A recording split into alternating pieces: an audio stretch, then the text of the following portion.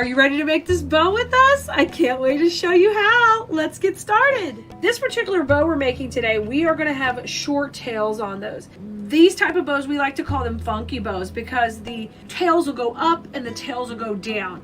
And I'm gonna show you on this video how to do that step by step so you can do this really easy for your next project. So we're gonna start off with this red and white stripe. One of the neatest things you want to do with this type of bow is I'm going to use this on a door hanger, so I don't want the actual tails to be long, blocking all the words on the door hanger. I don't want it to hide it.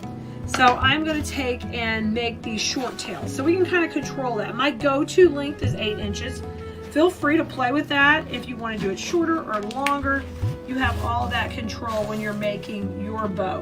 But you can see here already I've got my first tail going up. Now I'm going to come in and do my loops, and I'm going to keep these loops at about 7 inches. This is a pretty big project we're making, so I like these to be nice and bold. So I'm going to loop over my loops here, and we're going to do 2 of these, 2 on either side. So 7 on the left, and I'm going to twist, and you can see I'm fluffing it out while I'm doing it. That means I'm positioning this right up where it needs to be. Okay, and I'm going to come in here at 8 inches also. We'll trim that off, and then we're going to dovetail it. Now, if you're off a little on your measurement, it's no big deal. You can always come back and trim these shorter or longer. But the key is I want to watch those twists as I'm bringing it all into the middle, okay? So now we're ready to put on our next layer of ribbon. And I am going to use this pretty like formal swirl. This goes so good with our design we're going to do today. So I'm going to take and trim these. I'm dovetailing them, so once I fold it, I just cut that up from the cut up, so I get that nice little V shape. And we call that a dovetail. It's also like a chevron. And I'm going to go a little shorter. As you move in towards the center of the bow, you generally like to shorten the length of the loop. So that's what I'm doing right now. I'm going to go out to 6 inches here and 6 inches here. And you guys, what are you making special for yourself this holiday? You've got to be doing something special. Or what's in the works? If you haven't had a chance to do it yet, what is your plans? Okay, and this time I'm going to put 3 of these because I want to get a good pop of this swirl and white. I think it's just a nice little, a little bit more formal kind of look, a little bit more, you know, classical. I cannot wait to see what your plans are to make for yourself, because y'all deserve something beautiful too for your home. If you haven't made something for yourself yet, you've got to. You've got to mix that in the mix. We always get so busy doing our own businesses that we don't even have time. See? 3 on either side. I love it. My tails are still working opposite, up and down. Now we're going to come in with this stripe. This stripe is pretty cool because it's got this little bit of iridescent string running in there, and I love that. This one's going to run right on top of our other stripe. I'm going to bring it in and twist it. And we're going to put 2 of these in. And now these are even shorter at 5 inches. So you can see how we're working in towards the middle, a little at the time. I love it. Making bows does not have to be hard. You just take your time, you watch those folds, you twist, you scrunch, and you just build it up. And it's so easy to build it up from the back to the front and get this nice look.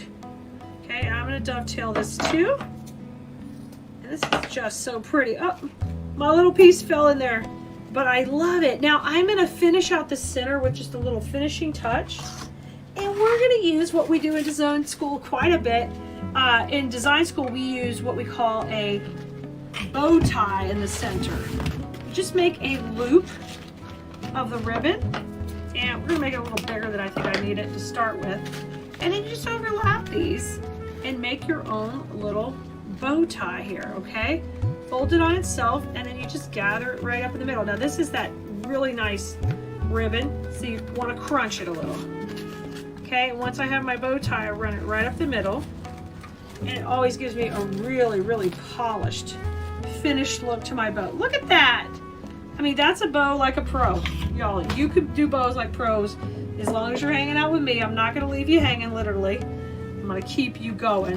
And my design school students know it. They have the videos where they can walk through each step of each bow on every project. And I teach them why we use those bows on different projects and what we're looking for when we want to create those. So this part, we're going to fluff it up and get everybody in their own position. Okay, so they've got to get in their own zones. And I love when you do this, you're going to see your bow all of a sudden come alive right in your own hand. Just keep squishing it in the center and hold it tight while you fluff it up. And the key is this. This is the key. The key is that dimension. That's what you're looking for. We want dimension in our bows. We want dimension in our floral designs. Dimension is key. And if you decide to sell your work and you want to learn how to do that, I'm here to help you and teach you how to do that also. But in order to get top dollar, you need dimension. So start kind of getting that as a mindset that you want to work towards that too in your work. All right, now I need to attach on the back here my cable tie. That's going to allow me to put it on my finished project. And then I'm going to get that nice tight and trim this off.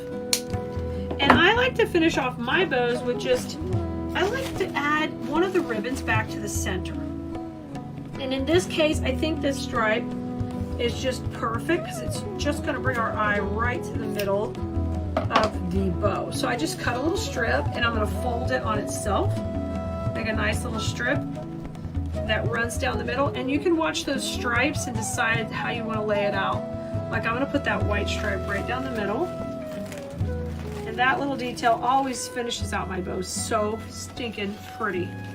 I love that. And I'm going to come in and tie it tight. Ah! Don't throw it. Don't throw it across. Trim off those edges. And you've done it. You've made a gorgeous Christmas bow. This one we're going to use on a project we're making together, but you can see how easy it was put together. And just follow my instructions, and I'm here to help you guys. If you don't like, subscribe, and follow already, please do that, because I don't want you to miss another video. We're here all year long teaching you how to make beautiful things for your home. All right, Bloomerinos, I'll see you next time, and make sure you're having fun with flowers. Bye, everybody.